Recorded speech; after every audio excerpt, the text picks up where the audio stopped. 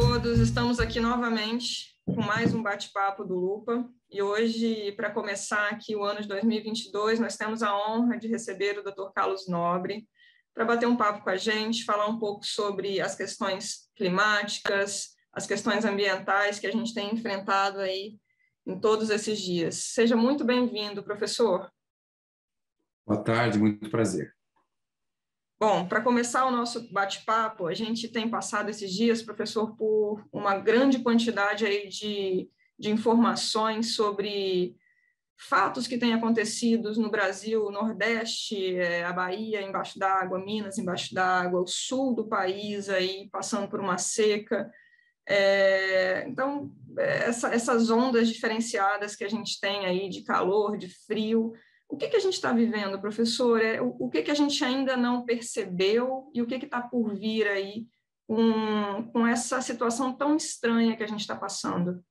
Globalmente falando, quando nós analisamos esses fenômenos que em meteorologia, em climatologia, são chamados fenômenos meteorológicos ou climáticos ou hidrológicos extremos, ou ecológicos extremos, ou agrícolas extremos, ondas de calor, seca, chuvas intensas,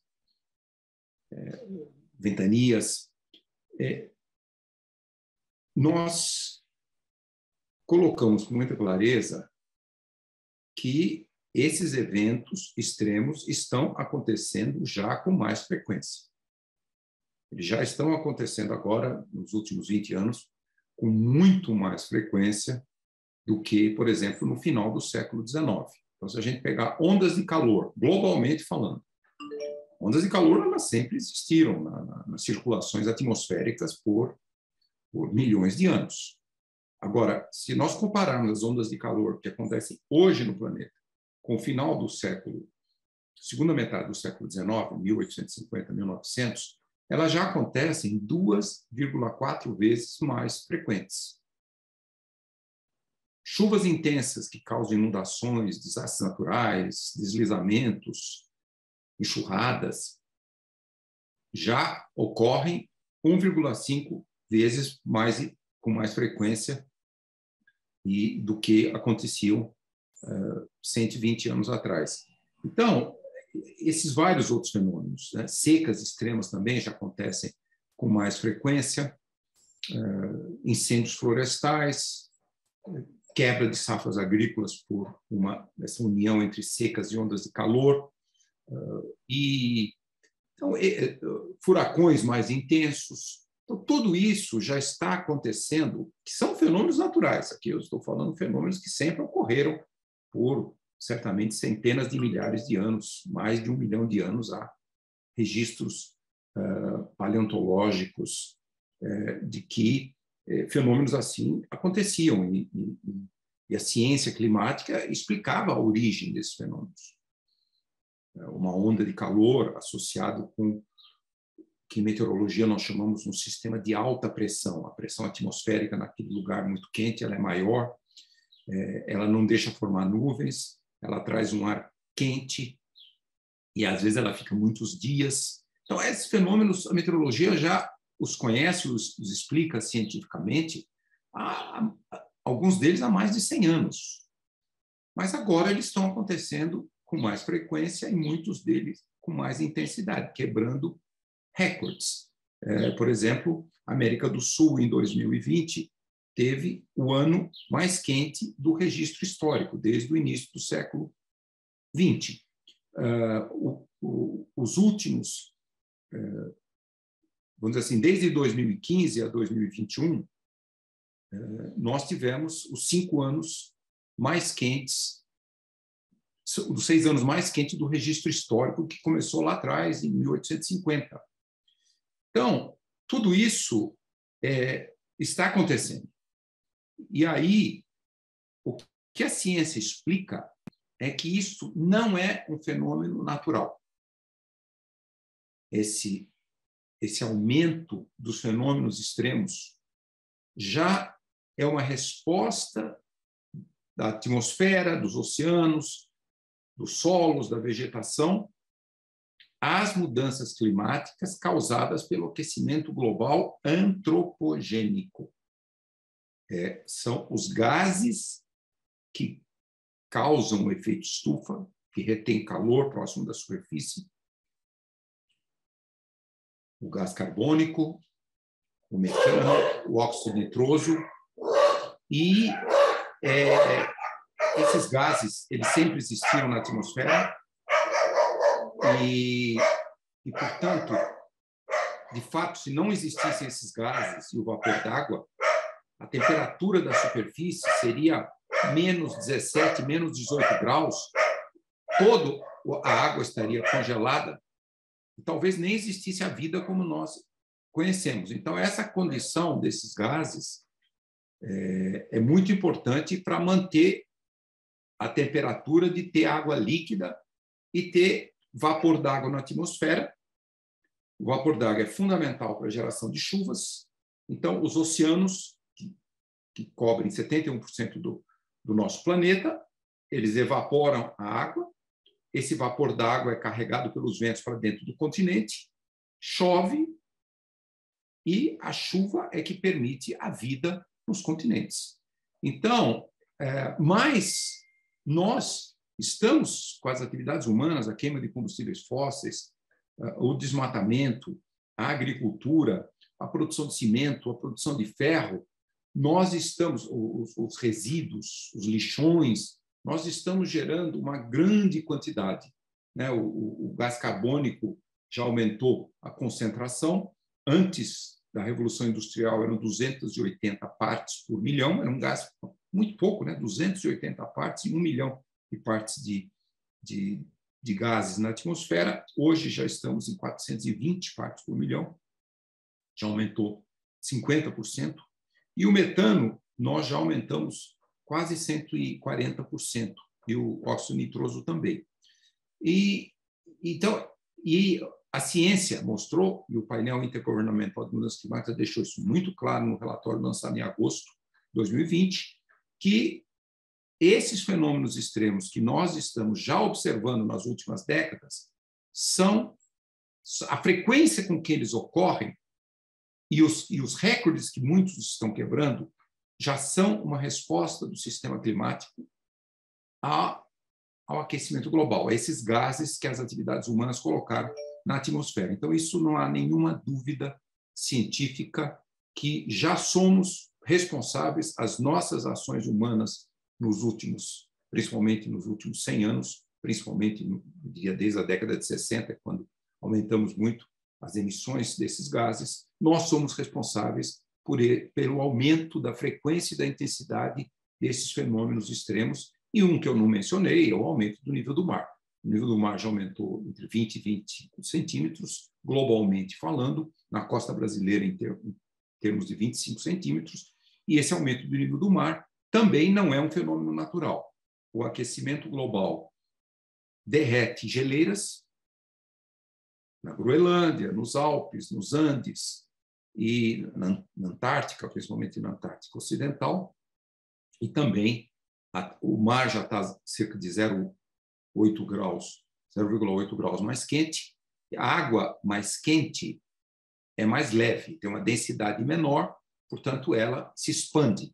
E isso é uma parte do aumento do nível do mar. Esses dois elementos, a água com menor densidade e o derretimento do gelo em cima dos continentes. Então, essa é uma realidade que a ciência mostra com toda clareza, com todo rigor, com toda certeza, e a ciência vem falando disso há décadas e décadas.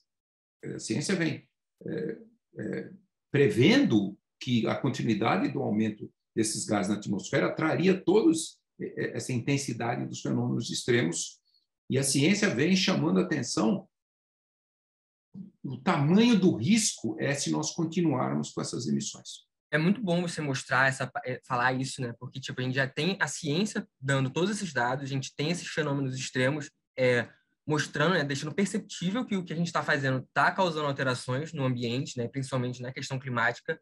E aí o que se espera é que os nossos governantes eles tenham uma abordagem consciente a respeito disso, né? Então, na última COP, a gente teve uma resposta que não agradou muito aos ambientalistas e todos os pesquisadores que estão trabalhando aí nessa área. E a gente queria saber um pouco da sua percepção sobre isso, sabe? O que o senhor achou sobre essas metas que foram traçadas na COP26 e como o senhor analisa as metas abordadas pelo Brasil, tudo que o Brasil decidiu a partir dessa última COP? A COP26, ela planejava ser uma COP muito importante para confirmar e mostrar os caminhos de atingir o acordo, as metas estabelecidas no Acordo de Paris, em 2015, na COP21. E na COP21 se falava, não podemos deixar a temperatura passar de 2 graus e, idealmente, menos de 1,5 graus. E talvez um marco desta COP foi que a ciência, entre 2015 e 2021, em 2018, o painel intergovernamental de mudanças climáticas produziu um relatório especial que ele mostrava os riscos de passar de 1,5 graus. Porque lá atrás falam assim, não pode passar de 2 na COP, no Acordo de Paris. E o IPCC falou assim, olha, não pode passar de 1,5 graus. Só para dar um pequeno exemplo da diferença de 1,5 graus e 2 graus. Se o oceano chega a ficar 1,5 graus, haverá desaparecimento de corais, mas a maioria vai sobreviver. Se o oceano atingir 2 graus, 95% das milhares de espécies de corais vão se extinguir. Já estão se extinguindo hoje com o oceano, partes do oceano tropical chegando a 1 grau. Então, aí o IPCC falou, olha, 1,5 graus. Aí a COP26, uma das coisas que nós podemos dizer positiva, é que ela coloca um dos artigos que ela diz o seguinte, olha, de acordo com o relatório do IPCC, o de agora agosto de 2021, nós temos que não deixar a temperatura passar de 1,5 graus. E logo depois ela fala, para isso, nós temos que reduzir as emissões em 45% até 2030 em relação às emissões de 2010. Isso é cerca de 50% das emissões de 2019 ou 2021. Em 2020, a pandemia fez uma queda de 6, 7% das emissões. Então, 2019 e 2021. Esse é o maior desafio. Eu considero esse o maior desafio que a humanidade já enfrentou. Muito mais do que vencer essa terrível pandemia. Se nós compararmos essa pandemia com a pandemia do H1N1, chamado gripe espanhola, de 1918, 19 e 20, essa pandemia está muito melhor. Se estima que, naquela época, morreram entre 70 e 120 milhões de pessoas, o mundo tinha 2 bilhões, foi 5% da população mundial, e não existiam vacinas ainda, não existia nada, mas essa pandemia do coronavírus 2 é muito destrutiva. Mas nós a ciência moderna está conseguindo encontrar caminhos, vacinas, remédios. A crise climática é um desafio muito maior, porque não é um laboratório achar uma vacina, como vários laboratórios acharam as vacinas que nós estamos tomando. É reduzir as emissões no setor de energia, no setor de transportes, no setor de resíduos, no setor de agricultura, zerar os desmatamentos de todas as florestas globais, restaurar milhões e milhões de quilômetros quadrados de biomas naturais, principalmente de florestas, para remover gás carbônico da atmosfera através da fotossíntese, do crescimento de árvores e plantas. Então, nunca a humanidade, se a gente imaginar vamos dizer assim, 5.000 anos de civilizações, ou um pouco mais, nunca teve um desafio desse, desafio global. Então, esse eu considero a parte que os cientistas e muitos movimentos ambientalistas, os jovens, saíram frustrados, porque esses desafios foram colocados, estão escritos. Agora, a COP26 ela não saiu dali com um caminho completamente seguro. Ela já jogou para a COP27 que os países vão aparecer no Egito e vão dizer a maneira que fazer suas trajetórias de redução. Os países assinaram, 130 países assinaram um documento de desmatamento zero até 2030. Vários países assinaram um documento de reduzir em 30% as emissões de metano até 2030. Mas, por exemplo,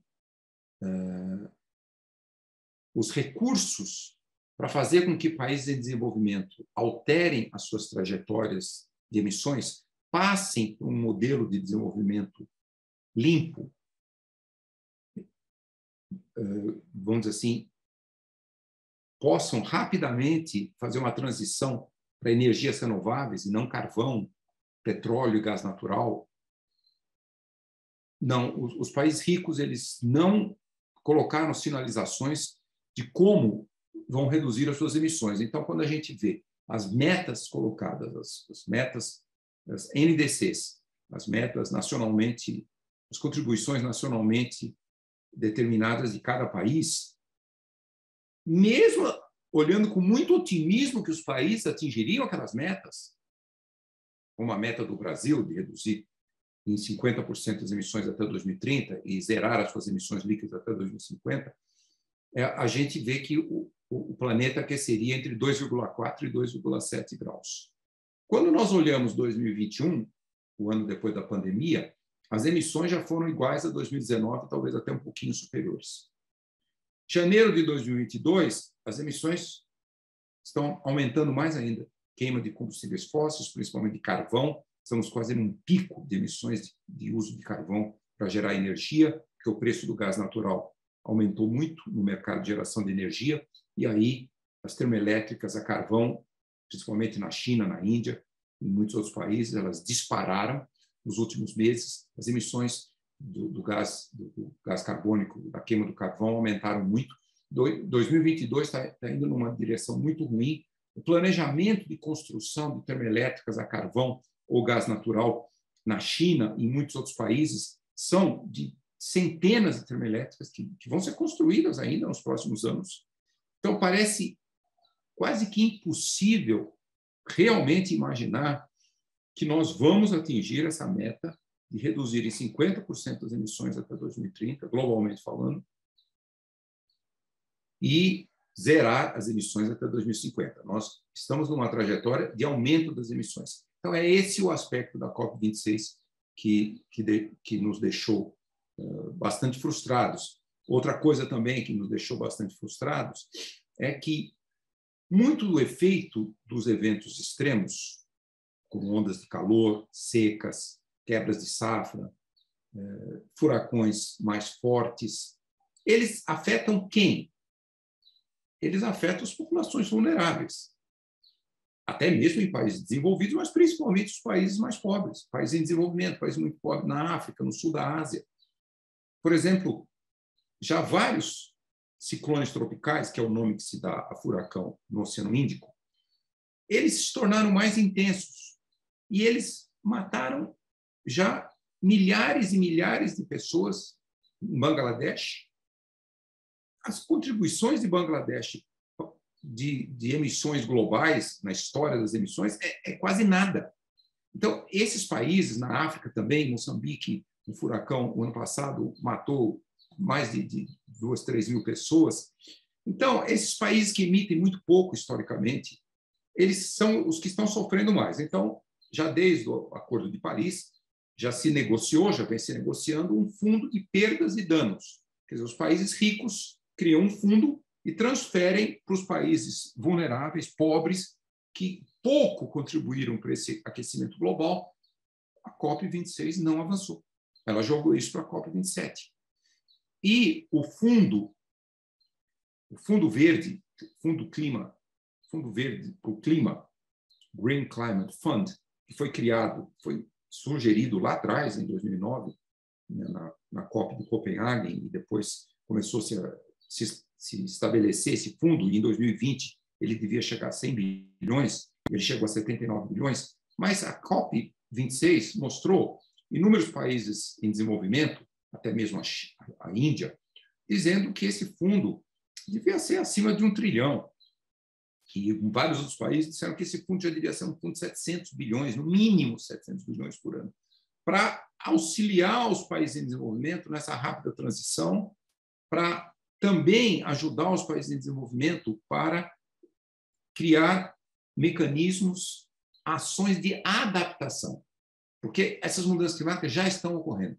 Mesmo que ficarmos em 1,5 graus, os eventos que nós já estamos observando serão mais intensos e mais frequentes, porque a temperatura até agora subiu 1,1 graus.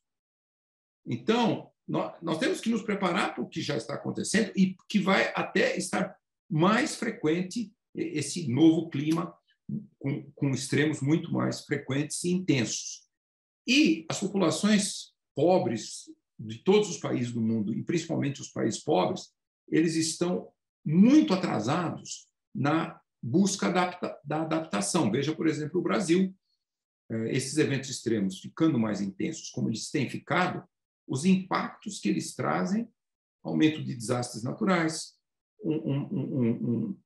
uma queda muito acentuada em produção agrícola, quebras de safra, inúmeros problemas de saúde, e o quanto que o Brasil tem se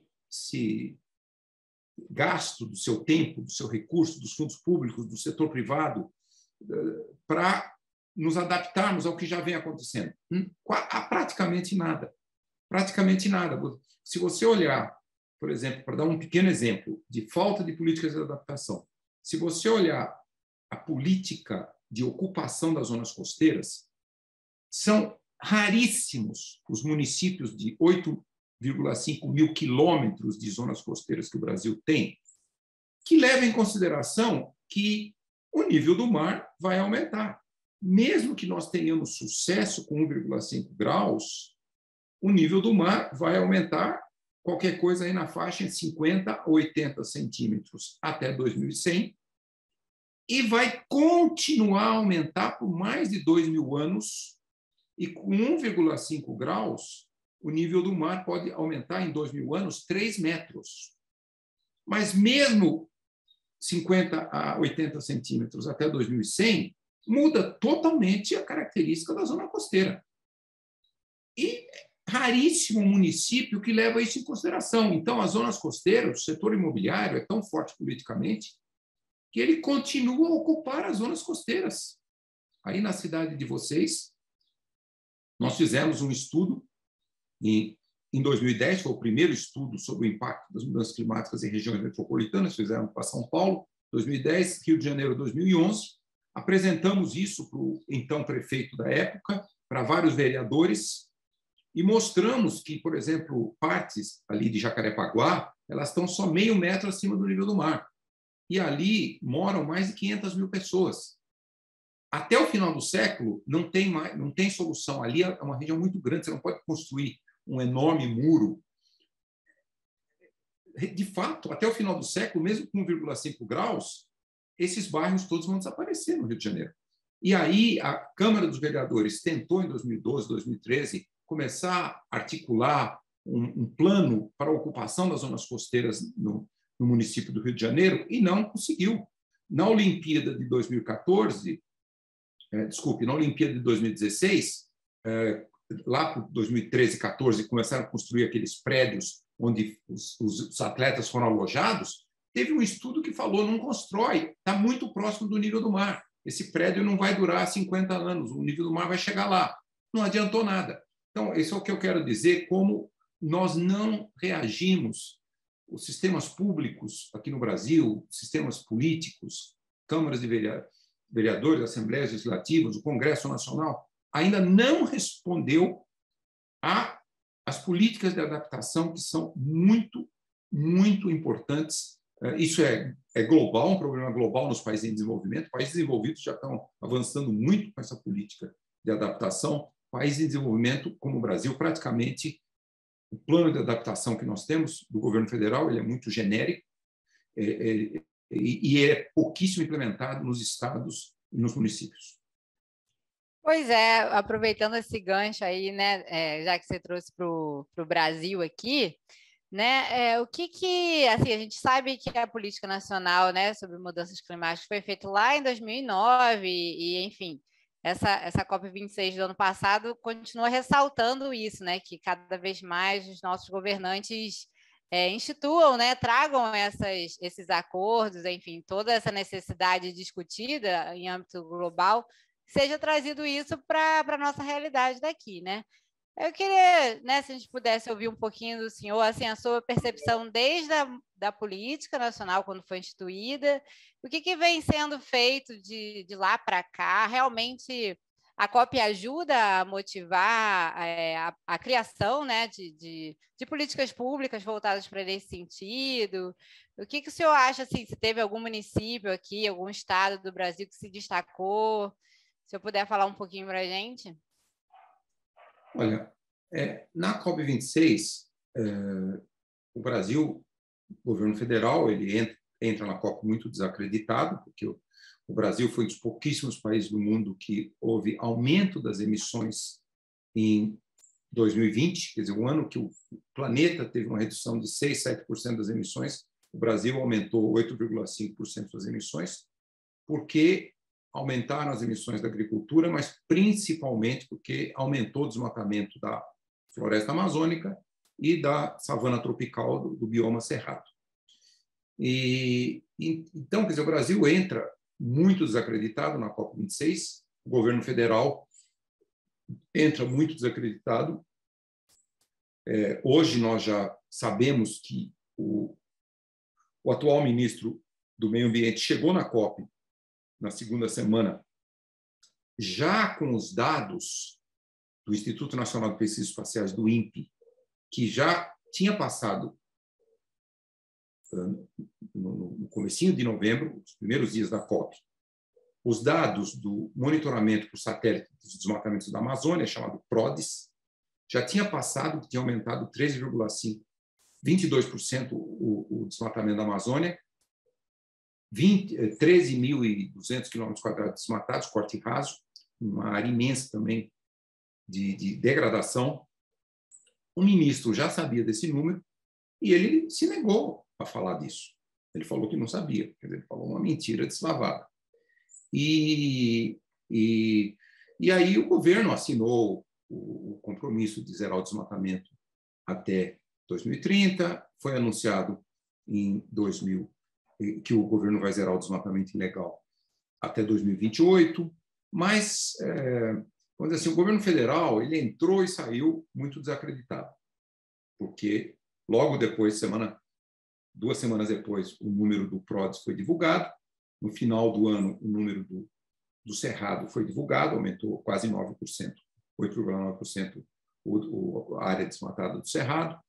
Então, o Brasil está muito desacreditado internacionalmente como um país que assumirá compromissos rígidos, realistas, severos, e vai implementar políticas de fiscalização eficiente. Quase todo o desmatamento da Amazônia e muito do desmatamento do Cerrado são todas atividades contra o marco legal.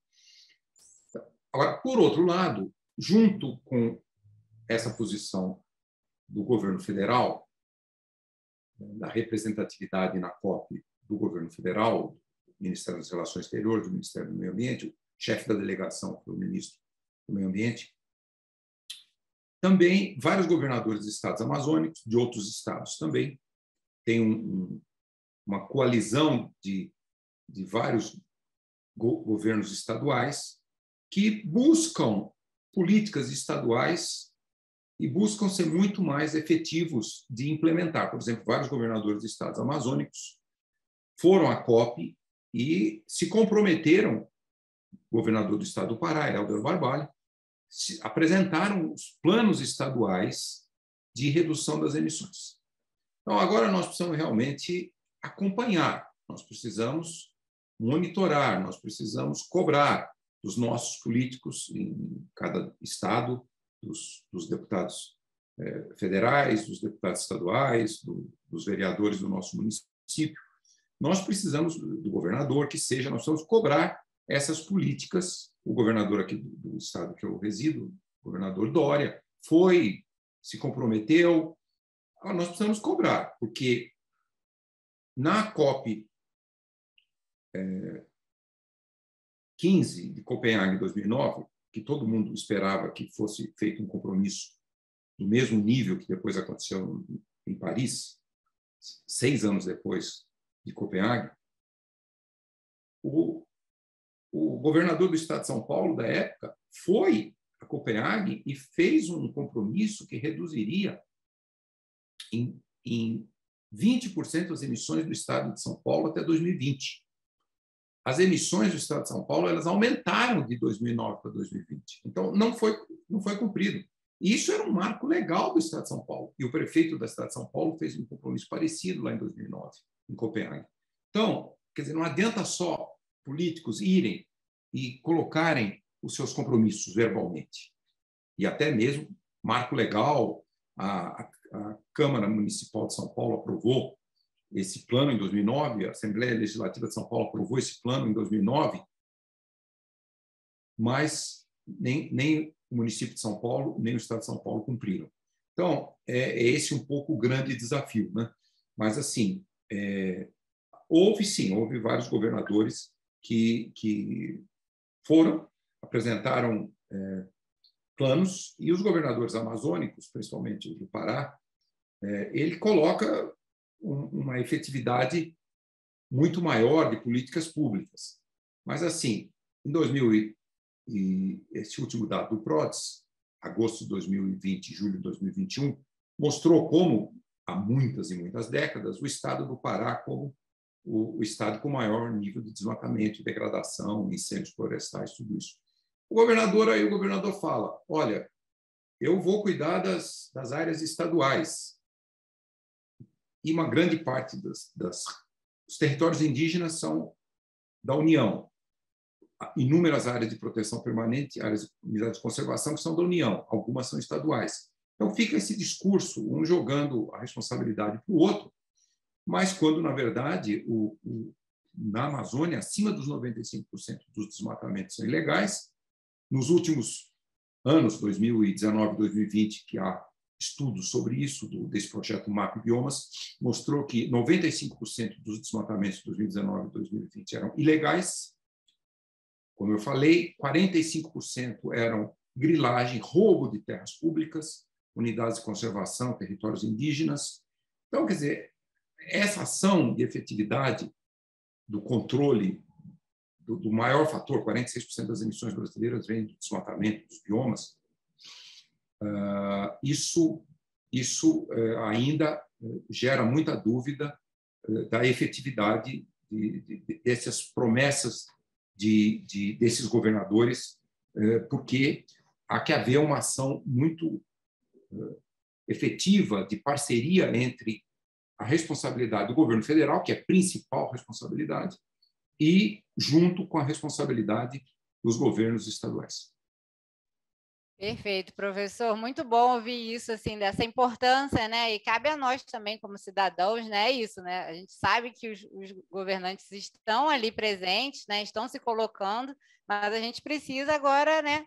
Ver esse cumprimento, né? Exigir o cumprimento dessas ações, né? E aí eu queria puxar um pouquinho a pergunta, assim, nesse mesmo caminho, mas agora para o mercado, né? A gente falando no desenvolvimento econômico do país, das empresas, né?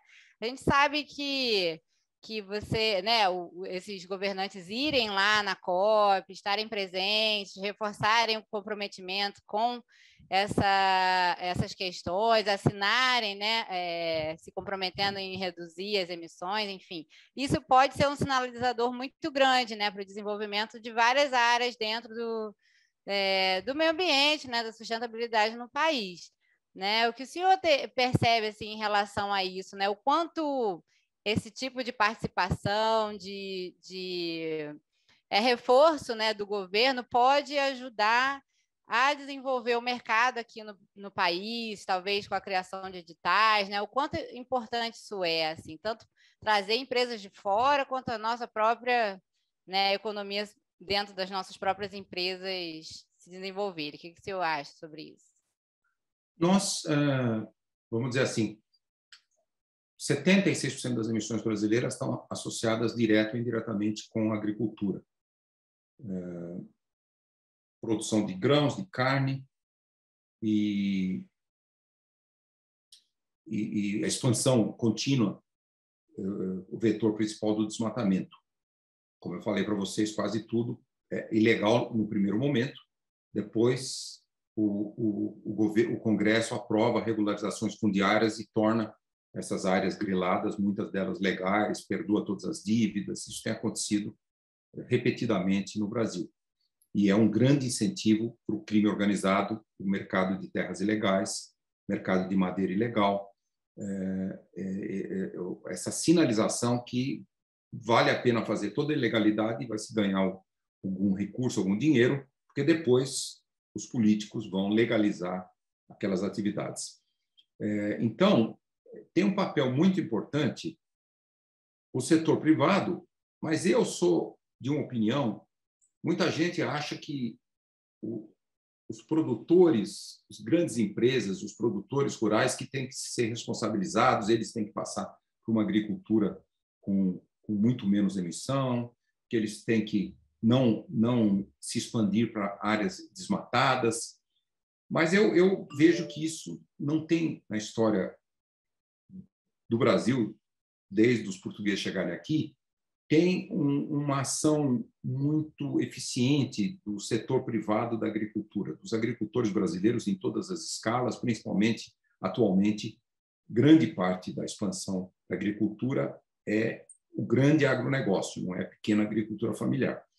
E, historicamente, no Brasil, desde a expansão da agricultura na Mata Atlântica, depois na Amazônia, e nos últimos 30 anos, muito no Cerrado, já desmataram 50% do Cerrado, e a grande parte desses desmatamentos é para grandes fazendas. Não me parece que os produtores, até agora, eles entenderam os riscos das mudanças climáticas, por mais que os extremos estejam causando quebras de safra, riscos muito grandes, mas eles continuam achando que os riscos têm que ser assumidos pelo governo federal, e quando eles têm uma quebra de safra devido a um evento extremo, o governo que os subsidie, que não cobra dívida, perdoe a perda de lucros.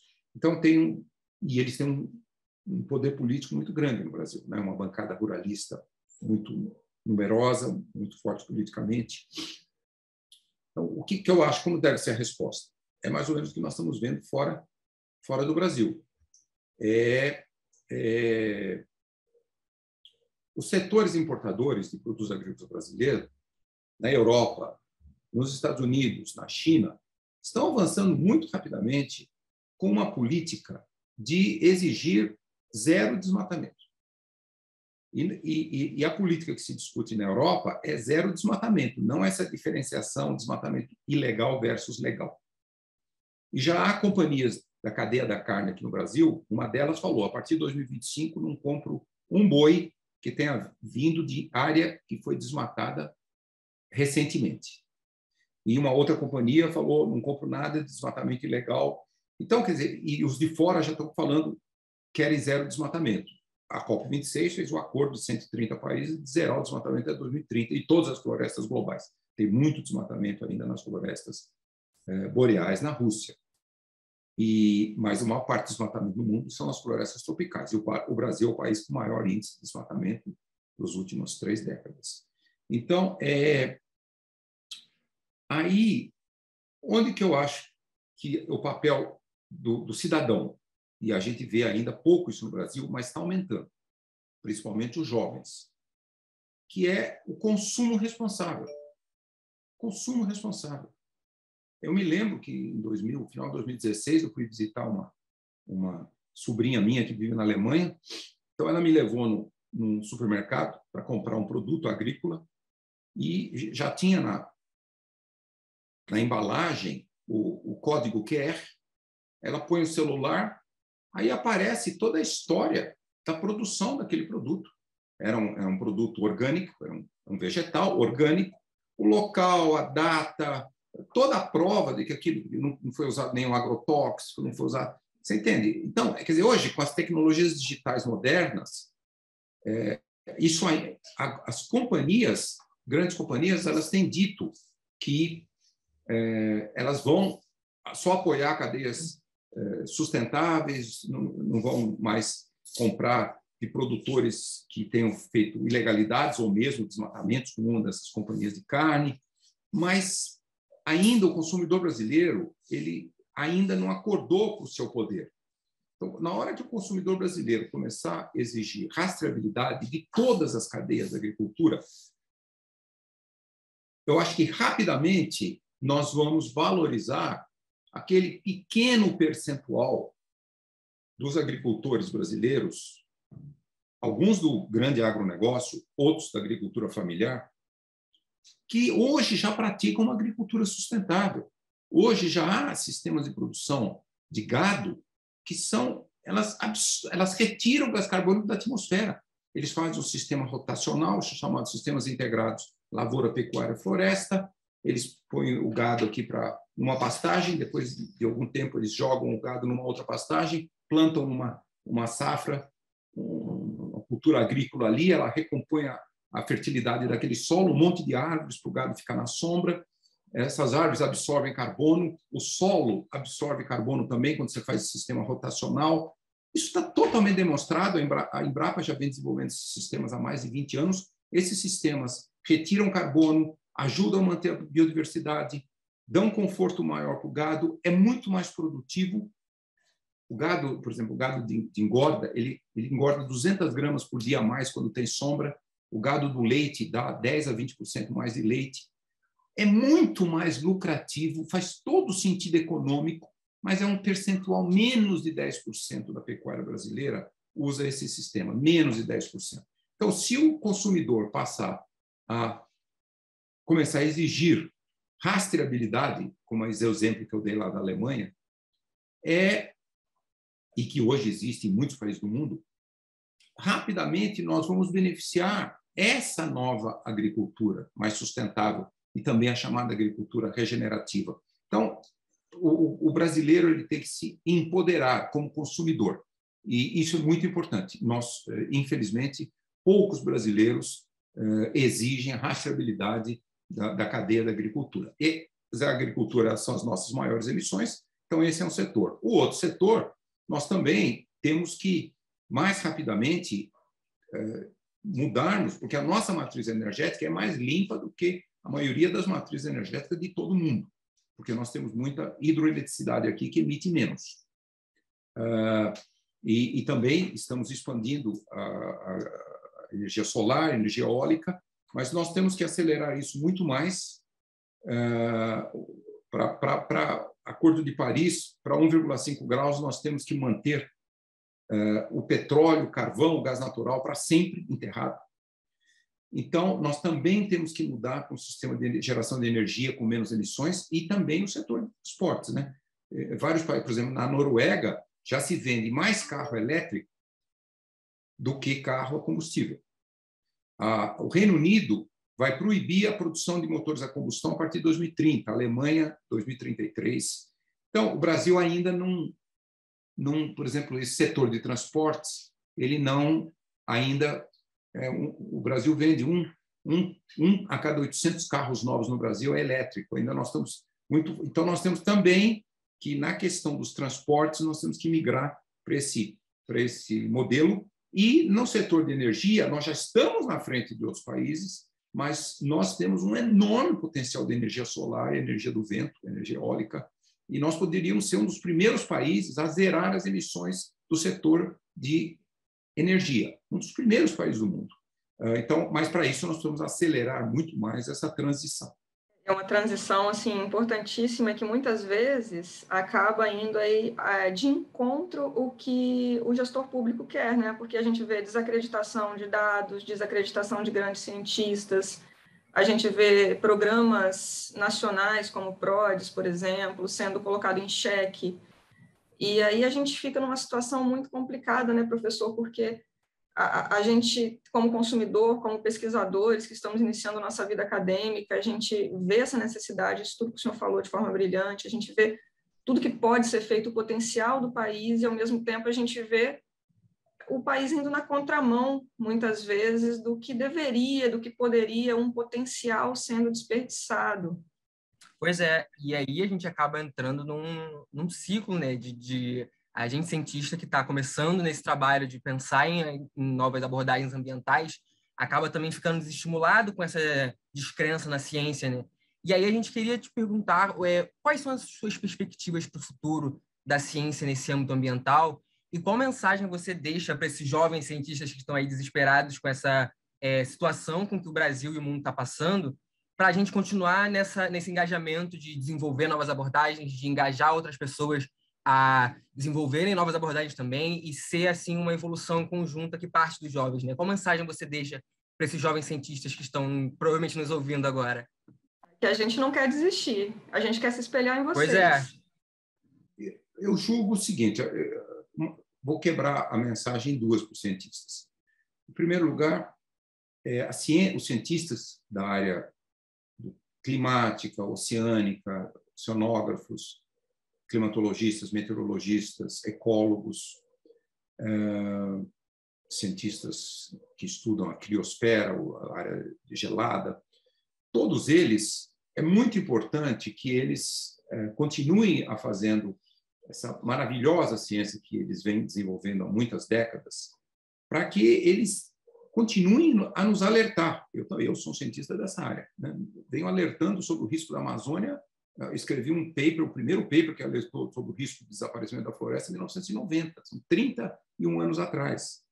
Então, eu acho que é importante essa ciência continuar, por mais que alguém fale, não, mas nós já sabemos dos riscos. Não, mas nós precisamos avançar a ciência, porque às vezes tem riscos que a ciência não conseguiu revelá-los. Então, é muito importante ver o risco para a humanidade, para todos os seres vivos, para a biodiversidade, para a saúde planetária.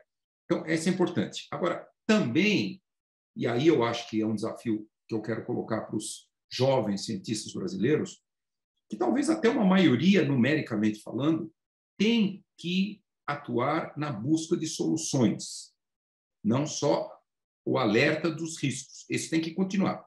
Mas a grande parte dos cientistas, aí são todos, os cientistas da área de saúde, os cientistas da área de engenharia, de biologia, de matemática, de digitalização, de ciências sociais, de humanidades, eles têm que buscar soluções. Então, nós temos que realmente avançar muito em buscar soluções, implementar soluções. Então, vamos dizer assim, é muito importante que cientistas, que eles não pensem só em ser servidores públicos de universidades, que eles usem o seu brilhantismo científico, criativo, conhecimento, inovação, novas ideias, para buscar soluções, que eles criem milhares e milhares de startups, de companhias, de pequenas empresas que se juntem, que vão trabalhar também em grandes empresas, na busca de soluções para a agricultura, na busca de soluções para a questão da energia, dos transportes, das adaptações todas que têm que ser feitas, sistemas de saúde, adaptações para a agricultura. Então, eu acho que, se eu estivesse fazendo uma divisão, eu diria 10% dos cientistas ficam em avançar para nos alertar dos riscos, do que pode modificar, quando vai modificar, e 90% vai para a busca de soluções e que se torne uma nova geração criativa, inovadora, também no setor privado, moderno, usando as tecnologias e a ciência moderna do século XXI. Então, isso o Brasil deixa um pouco a desejar. Quando a gente pega jovens dos Estados Unidos, de países europeus, do Japão, da Austrália e da Coreia do Sul, a gente vê muitos jovens migrando para a busca de soluções. Aqui no Brasil, a gente vê muito menos jovens que vão nessa direção. Então, esse é o grande desafio que eu deixo para vocês, e essa é a minha última resposta, que eu tenho que, infelizmente, concluir a nossa conversa agora, nesse momento. Agradeço muito a vocês, parabéns pela iniciativa, continuem firme, e que a geração de vocês são um pouquinho mais velhos só que a Greta, mas que a geração de vocês realmente dê estabilidade para esse sonho que a Greta foi a primeira jovem que trouxe, ela tem 18 anos, que trouxe, que é um novo planeta, um planeta sustentável, um planeta que seja muito mais habitável para todas as espécies do planeta e para a geração de vocês, e que vocês consigam inverter a herança que a minha geração está deixando para vocês, que é uma trajetória de tragédia para esse planeta, que vocês consigam inverter. Muito obrigada, professor. Obrigada pelo seu tempo e pelas suas palavras. Muito Obrigada obrigado pela sua participação. Muito obrigado, então. Foi ótimo. Obrigada. Até logo. Boa tarde.